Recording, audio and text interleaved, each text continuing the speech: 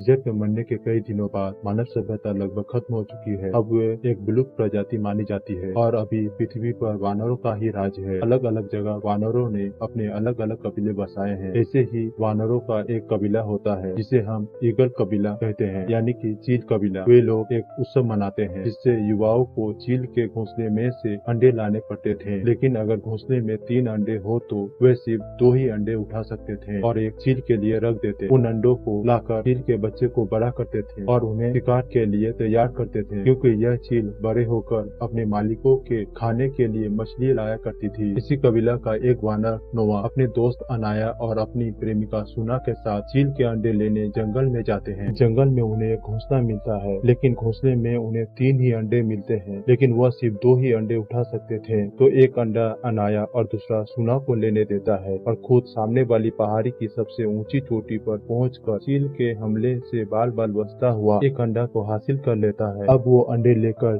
जैसे ही अपने घोड़े के पास वापस आते हैं, वो घोड़े को डरा हुआ पाते हैं और साथ ही नोआ का कंबल भी गायब पाते हैं। तभी नोआ को वहाँ किसी के होने का एहसास होता है, तो वह तीनों उसका पीछा करते हुए रेल के टनल तक आ जाते हैं। वहीं टनल के पास नोआ का कंबल टंगा पाते हैं, तो अनाया हिम्मत करके कंबल वापस लेता है और तीनों वहाँ से भाग खड़े होते हैं और सीधे अपने कबीले आ जाते हैं, क्योंकि उन्हें डर था कि वहाँ इंसान हो सकते हैं। इसलिए कबीले वाले का यह पुराना नियम था कि कोई भी बानर उस टनल को पार नहीं करेगा। वे बानर इंसान को इको कहते थे। नोआ की माँ चील का अंडा लेके आने की वजह से बहुत खुश हो जाती है। तभी नोआ की माँ से बताती है उसका पिता का इंतजार कर रहा है। यह कबीला एक बिजली के हाई टेंशन तार के खंभों पर लकड़ी के मचान बनाकर रह रहा होता है। अपने पिता से मिलने के लिए नोआ मचान के सबसे ऊंचे हिस्से में आ जाता है। नोआ का पिता अंडे के लिए घोंसला तैयार कर रहे होते हैं। उसके पिता का सन ईगल नोआ को पसंद नहीं करता, वह उसे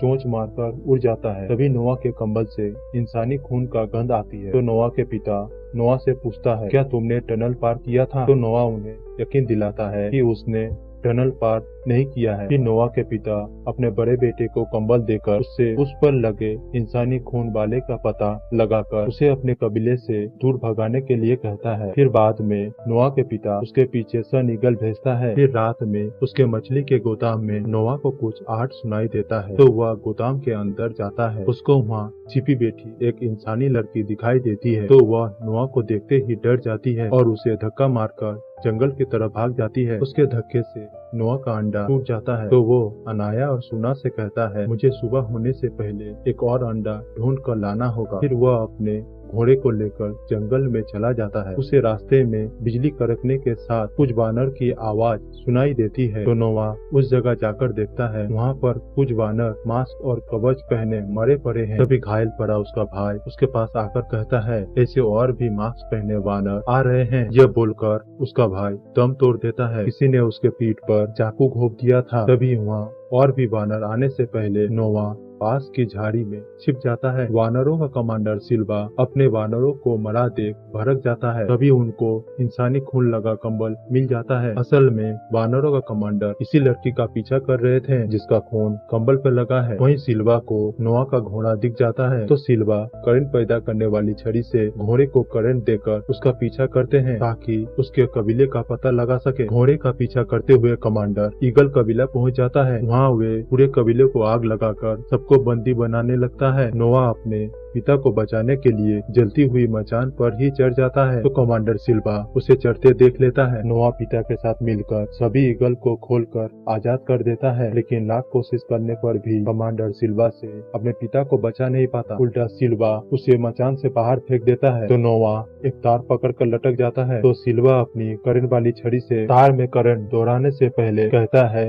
महान सीजर के लिए। फिर करंट के झटके से नोआ के हाथ से तार छूट जाता है और वह सीधा नीचे गिरता है। अगली सुबह जब नोआ को होश आता है, तो वह देखता है कि उसका कबीला तबाह हो चुका है। तो नोआ को वहीं करंट वाली छड़ी मिलती है जो अब खराब हो चुकी थी। नोआ अपने पिता का सन ईगल एक जगह बैठा देखकर उसके पास जाता है, तो देखता है वहाँ उसकी पिता का लाश पड़ी है। तो नोआ अपने दुख दर्द और बेबसी के साथ रोता हुआ उसी के पास बैठ जाता है। फिर नोआ अपने पिता को दफना देता है और कसम खाता है कि मैं अपने कबीले को ढूंढकर वापस घर लाऊंगा और फिर अपने पिता के सन ईगल का पीछा करते हुए अपने कबीले को ढूंढने निकल पड़ता है। नोवा जिंदगी में पहली बार टनल को पार करता है। वह पूरी जगह बिल्डिंगों से भरी पड़ी थी। नोवा सोचता है यहाँ कभी इंसान रहते होंगे। आगे चलकर नोवा को उसकी माँ का कंबल मिलता है। फिर आगे चलते हुए तूफान आ जाने की वजह से वहाँ जंगल में ही आग जलाकर सो जाता है। अगली सुबह जब उसकी आँख खुलती है तो अपने पिता का सन ईगल को अपने हाथ पर बुलाने के लिए एक गाना गाता है, लेकिन सन ईगल नोवा को पंजा मारकर उड़ जाती है। फिर नोवा उसका पीछा करते हुए एक घने जंगल में पहुंचता है। नोवा को एक धुआं दिखाई देता है तो वह जैसे ही धुएं के करीब जाता है तो सतह कमजोर होने की वजह से वह नीचे गिर जाता है। उसके पास करंट वाली छड़ी होने के कारण एक ओरांगुटान उसको मार्क्स। नोवा उसे कहता है मैं कोई सैनिक नहीं हूँ और अपनी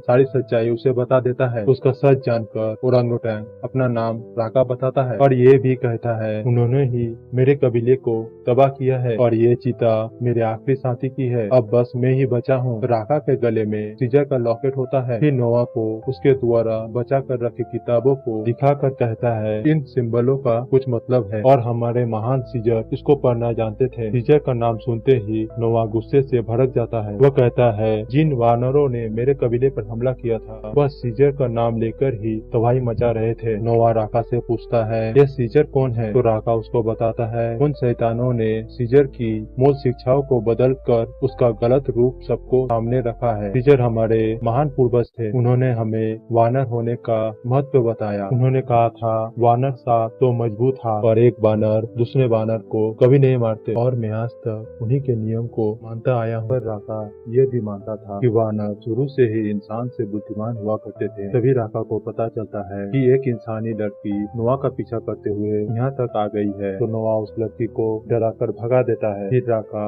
खुद भी नोवा के साथ निकल पड़ता है। फिर वह रात बिताने के लिए एक जगह आग जलाकर बैठ जाते हैं। तभी वो लड़की जो नोवा का पीछा कर रही थी वहाँ आ जाती है। राका उसको खाने के लिए सेब देकर अपना और नोवा का नाम बताता है। वो लड़की चुपके से आकर सेब खाने लगती है। ठंड होने की वजह से लड़की कांप रही थी। यह देख राका नोवा का कंबल देने जाता है तो नोवा राका से छीनने लगता है और कहता है यह कंबल मेरी माँ का है इसीलिए खास है। तो राका उसे समझाते हुए कहता है इंसानों को ठंड लगती है। तो फिर नोवा उसे अपना कंबल देने देता है। अगले सुबह वो तीनों ही अपना रास्ता तय करने लगते हैं। आगे चलकर उसे इंसान और जेबरा का झुंड दिखाई देता है। वह इंसान बिल्कुल जानवरों के जैसे पानी पी रहे थे। इंसानों की इतनी बदतर हालत देखकर उस लड़की की आंखों में आंसू आ जाती है। फिर नोवा उस लड़की को इंसानों के साथ छोड़ते समय राका नोवा को सीजर का लॉकेट देकर सीजर की ही सीख पर चलने का सलाह देता है। ठीक उसी समय कमांडर सिल्वा अपने वानर सेनाओं के साथ उन इंसानी झुंड पर हमला कर देता है। वो लड़की उससे बचने के लिए उससे दूर भागने की कोशिश करती है। तभी उनके अत्याचारों को देखकर नोवा वापस उस लड़की को बचाने आता है और उसे ढूंढने लगता है। तभी वो लड़की झाड़ियों में से निकलकर नोवा का नाम लेकर उसे आवाज लगाती है तो नोवा कमांडर सिल्वा से पहले उस लड़की को अपने घोड़े में उठा लेता है। लड़की और राका वहाँ से निकल जाता है और कमांडर सिल्वा उन्हें देखता रह जाता है। फिर एक जगह रुककर नोवा राका से कहता है ये लड़की बोल सकती है, पर राका को उसकी बात पर भरोसा नहीं होता। तभी वो लड़की बोलती है मेरा नाम मैं है। तभी राका और नोवा उसे ऐसे देखते हैं जैसे इंसान ने किसी चिंपांजी को बोलते देख लिया हो। दोनों का मुंह खुला का खुला रह जाता है। तभी वो नोवा को बोलती है कि वह जानती है उसका कबीला इस समय कहाँ कैद है। उसी रात को नोवा उस करंट वाली छड़ी को ठीक कर लेता है और अगली सुबह में उन्हें लेकर एक उफनती नदी के किनारे लेकर जाती है और लकड़ी के बने पुल से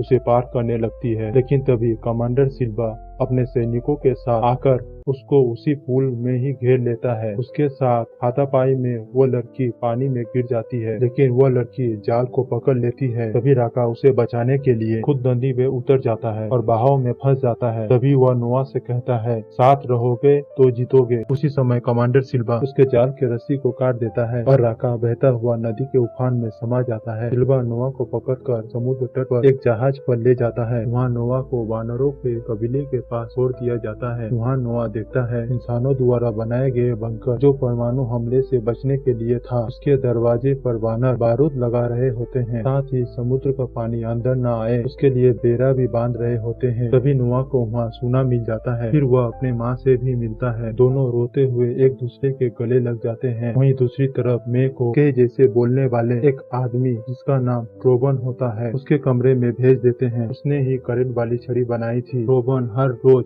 उसके सरदार प्रॉक्सिमस को इतिहास की किताबें सुनाया करता है। इन्हीं किताबों की वजह से प्रॉक्सिमस को इंसानों के महान कार्यों का पता चला था। तभी प्रॉक्सिमस सबके सामने आकर सीजर की शिक्षाओं का हवाला देते हुए बंकर के दरवाजे को खोलने के लिए कहता है। सारे वानर दरवाजे को जंजीर से बांधकर उसे खींचने लगते हैं। फिर बारूद भी जलने लगता है, पर दरवाजा जरा भी नहीं हिलता। तो प्रॉक्सिमस निराश होकर कहता है, कोई बात नहीं, कल फिर से कोशिश करेंगे। यह कहकर प्रॉक्सिमस वहाँ से चला जाता है। फिर मैं ट्रोबन से कहती है, अगर प्रॉक्सिमस ने बंकर का दरवाजा खोल लिया तो उसको इंसानों की सारी टेक्नोलॉजी और हथियार मिल जाएंगे, फिर वह अपना साम्राज्य स्थापित कर लेगा। तो ट्रोबन गुस्से में उसे कहता है, अब यह दुनिया वानरों की ही है और वह अपना साम्राज्य बना चुके हैं। फिर ट्रोबन मे को नहा धोकर प्रॉक्सिमस के पास आने को कहती है। उसके बाद जब नोवा प्रॉक्सिमस के साथ आने पर बैठा होता है, वहीं उसको अनाया दिख जाता है, जो अब प्रॉक्सिमस के लिए काम कर रहा था। तभी प्रॉक्सिमस उससे कहता है, एवोल्यूशन होने में हजारों साल लग जाते हैं और अगर मुझको बंकर के अंदर की टेक्नोलॉजी मिल जाए तो मैं उस एवोल्यूशन को अपने जिंदा रहकर कर सकता हूँ। फिर मैं भी इंसानों के जैसे हवा, पानी और जमीन पर चल और उड़ सकूंगा। फिर प्रॉक्सिमस नोवा को समझाता है, इंसानों से ज्यादा बुद्धिमान इस पृथ्वी पर और कोई नहीं था, क्योंकि नोवा सोचता था इंसान बेवकूफ है। फिर नोवा को मैं का एक सच बताता है कि मैं तुमसे मिलने से पहले इंसानों के साथ रहती थी। ये सुनकर नोवा चौंक जाता है, क्योंकि उसको लगता था मैं कभी इंसानों की बस्ती में नहीं रही और ये बात मैंने उससे छुपाई। फिर प्रॉक्सिमस मैं से पूछता है, मुझे पता है कि तुम भी बंकर में जाने के लिए आई हो। फिर प्रॉक्सिमस नोवा से कहता है, तुम बहुत बुद्धिमान बानर हो, क्योंकि तुमने करंट वाली छड़ी खुद से ही ठीक कर ली, इसीलिए मुझे तुम्हारी जरूरत है। अब मुझे ये बताओ, क्या तुमको मैंने बंकर में जाने का कोई रास्ता बताया? तो नोवा प्रॉक्सिमस से कहता है, नहीं, इस लड़की ने मुझे अभी तक कुछ नहीं बताया। फिर प्रॉक्सिमस नोवा को समझाता है, इंसान भरोसे के लायक नहीं होते। ये लोग हमको फिर से पिंजरे में कैद करने की कोशिश कर रहे हैं, लेकिन बंकर के अंदर टेक्नोलॉजी से मैं इन सबको खत्म कर वानर का अखंड साम्राज्य स्थापित करूंगा। नोवा बाहर बैठा सन ईगल को देखता हुआ उससे कहता है, मैं कबीले को प्रॉक्सिमस की कैद से निकाल नहीं पाऊंगा। यह कहकर नोवा दुखी हो जाता है। तभी उसे सीजर के लॉकेट को देखते हुए राका की बात याद आती है, तो उसके अंदर सच्चाई के साथ फिर से कोशिश करने की भावना जाग उठती है। तभी सन ईगल नोवा के मन को समझता हुआ अपने आप ही उसके हाथ पर बैठ जाता है। उसको बैठा देख नोवा की माँ नोवा पर गर्व करती है। फिर रात को नोवा मे के पास आकर उससे कहता है, तुम शुरू से मुझसे झूठ बोलती आई हो, लेकिन मुझको सिर्फ इतना जानना है, तुमको बंकर में से क्या चाहिए? तो मैं उसे बताती है, मुझे वहाँ रखी एक किताब चाहिए जिससे इंसानों की बोलने की शक्ति वापस आ सके। फिर वह आगे बताती है कि इंसान के बनाए वायरस ने वानर को बुद्धिमान बनाया, मगर उसी वायरस ने इंसानों का वजूद मिटा दिया। फिर मैं बताती है, उसको बंकर में जाने का रास्ता पता है। उसके बाद नोवा सुना और अनाया पहाड़ी चढ़ने के लिए राजी करता है, लेकिन अनाया डर से मना कर देता है। लेकिन फिर वह खुद ही उनके पास आ जाता है। मैं सबसे पहले पानी को रोकने वाले बारे के नीचे बारूद बिछा देती है, लेकिन तभी ट्रोबन उन लोगों को देख लेता है और जब मैं के समझाने पर भी नहीं मानता और प्रॉक्सिमस को बताने जाने लगता है, तो मैं उसे उसका गला दबाकर मार देती है। फिर नोवा उसकी लाश को समुद्र में फेंक देता है। उसके बाद पहाड़ी के पीछे जाकर नोवा मे को अपनी पीठ पर बैठाकर ऊपर चढ़ जाता है। ऊपर बंकर में हवा पहुंचने के रास्ते से अंदर अपनी मसाले जलाकर वह सब बंकर के अंदर जाते हैं। मे को वहाँ कोई इंसान नहीं मिलता। वह वहीं पर पावर ऑन करके अपनी किताब को ढूंढने लगती है। मे को वहाँ हथियार और उसकी किताब मिल जाती है। वास्तव में वह किताब सैटेलाइट को एक्टिवेट करने की चाबी होती है। इसी बीच नोवा को एक पुरानी फोटो वाली किताब मिलती है, जिसमें दिखाया गया है इंसानों ने बंदरों को पिंजरे में कैद कर रखा है। नोवा ये सोचता था, पहले इंसान और वानर साथ मिलकर काम करते थे, पर अब उन तीनों को मे पर संदेह होने लगता है। फिर मे अंदर से बंकर का दरवाजा खोल देती है। तभी प्रॉक्सिमस अपने सैनिकों के साथ अंदर आकर सुना को चाकू की नोक पर बंधक बना लेता है और नोवा से पूछता है, मैंने बंकर के अंदर उसके खिलाफ क्या योजना बनाई है? नोवा के कोई जवाब न देने पर प्रॉक्सिमस लाइटिंग को सुना को मारने का आदेश देता है। इससे पहले लाइटिंग सुना का गला काट पाता, तभी मे उसको गोली मार देती है और वह वहीं मर जाता है। गोली की आवाज से सभी बानर डर जाते हैं। तो डरते हुए प्रॉक्सिमस मे से कहता है, क्या ऐसे और भी हथियार हैं और इसके बदले मैं तुमको यहाँ से जाने दूंगा? पर मैं उसे कुछ नहीं बताती और भाग के पानी को रोकने वाले बेरे को बारूद से उड़ा देती है, ताकि हथियार प्रॉक्सिमस को ना मिले। बारूद के फटने से पानी बंकर के अंदर आने लगता है, तो सही बानर बचने के लिए बंकर के अंदर आ जाते हैं। नोवा अपने कबीले को ऊपर चढ़ने को कहता लगता है। तभी कमांडर सिल्वा नोआ के सामने आकर उससे लड़ने लगता है, लेकिन नोआ उसे बचता हुआ पाइपों के बीच फंसा देता है। सिल्वा पानी में डूबने की वजह से उसकी मौत हो जाती है। उसके मरते ही नोआ वहीं से निकल कर आता है जहाँ से वह बंकर के अंदर घुसा था। उसका पूरा कबीला बच गया था। तभी प्रोक्सिमस नोआ के ऊपर अचानक हमला कर देता है और उसको अधमरा कर देता है। प्रोक्सिमस उसे उसके आगे घुटने टेकने को कहता है। फिर नोआ अपनी पूरी ताकत को समेट कर अपने कबीले का ईगल गीत गाना शुरू करता है। तो यह देख कबीले वाले भी उसके साथ मिलकर गीत गाने लगते हैं, जिससे उसकी ईगल प्रोक्सिमस पर हमला कर देता है और उसको पहाड़ी से नीचे गिरा देता है। फिर सन ईगल नोआ के हाथ पर वापस आकर बैठ जाता है। वो सभी वापस आकर अपने घर को फिर से बनाने लगते हैं। नोआ अपने पिता की तरह घोंसला को तैयार करने लगता है। तभी मैं उससे मिलने आती है। वो नोआ से कहती है इंसानों को उसका हक और जगह वापस मिलना चाहिए। तो नोआ उससे बताता है अगर सभी इंसानों का हक है तो क्या वानर फिर से बेजुबान हो जाए। राका के सीजर सिर्फ एक चीज चाहते थे कि वानर और इंसान साथ रहे। क्या यह सच में हो सकता है? उसकी बात मे को इमोशनल कर देती है और नोआ को जान से मारने का अपना ख्याल त्याग देता है। फिर नोआ सीजर के निशान वाला लॉकेट मे को देकर कहता है यह बहुत खास है। उसको लेकर मैं वहीं से चली जाती है और सीधे स्टेशन बेस पर आकर वहाँ पहले से मौजूद इंसान को उसके द्वारा लाई गई सैटेलाइट डिस्क एक्टिवेशन की देती है। उस लोग उस की को अपने सिस्टम में लगाकर सिग्नल को भेजने के लिए विशालकाय डिस्क को एक्टिव कर देते हैं, जिससे वह बाकी सभी जगह जिंदा बचे लोगों को संपर्क करने में कामयाब हो जाते हैं, क्योंकि वह जानते थे कि इंसान के हक को वापस लाने के लिए पहले इंसानों को इकट्ठा करना होगा। इसी बीच नोआ सुना को दूरबीन से आकाश की अनदेखी चीज दिखाता है और यह कहानी यही खत्म हो जाता है।